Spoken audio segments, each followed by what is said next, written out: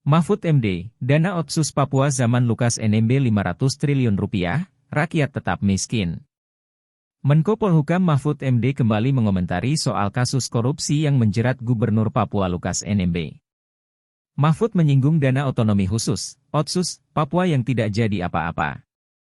Kasus Lukas NMB sekali lagi saya tegaskan adalah kasus hukum, bukan kasus politik dan itu atas perintah undang-undang dan aspirasi masyarakat Papua, tegas Mahfud MD kepada wartawan di kampus Unisma, Kota Malang, Jumat, 23 September 2022.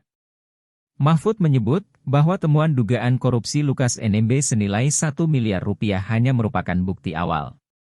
Menyusul kemudian pemblokiran uang tunai dari rekening Lukas senilai 71 miliar rupiah. 1 miliar itu bukti awal yang sudah menjerat dia, Lukas. Sementara dugaan korupsinya banyak sekali, ada 566 miliar rupiah dan ada 71 miliar rupiah kontan yang sekarang kita tahan, kita blokir, beber Mahfud. Selain itu, lanjut Mahfud, dana yang dikeluarkan pemerintah selama Otsus Papua cukup besar. Jumlahnya mencapai 1.000,7 triliun rupiah, yang digelontorkan sejak 2001. Zaman Lukas NMB memimpin, jumlahnya mencapai 500 triliun rupiah. Tidak jadi apa-apa, rakyatnya tetap miskin, marah kita ini. Negara turunkan uang sampai 1.000,7 triliun rupiah melalui dana Otsus.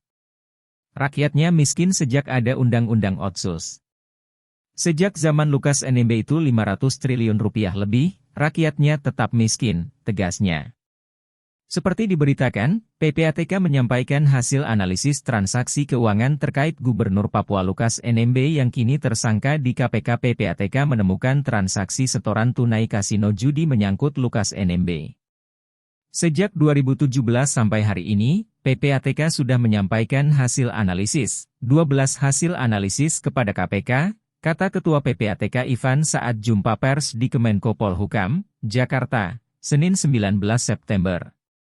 Sementara Mahfud sendiri sebelumnya pernah mengatakan, dugaan korupsi Lukas NMB ini tidak hanya gratifikasi 1 miliar rupiah. Mahfud mengungkap laporan PPATK ke KPK terkait pengelolaan uang yang jumlahnya ratusan miliar rupiah.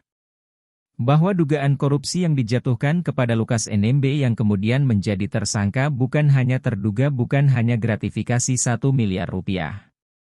Nih catatannya, ada laporan PPATK tentang dugaan korupsi atau ketidakwajaran dari penyimpanan dan pengelolaan uang yang jumlahnya ratusan miliar dalam 12 hasil analisis yang disampaikan ke KPK, ujar Mahfud.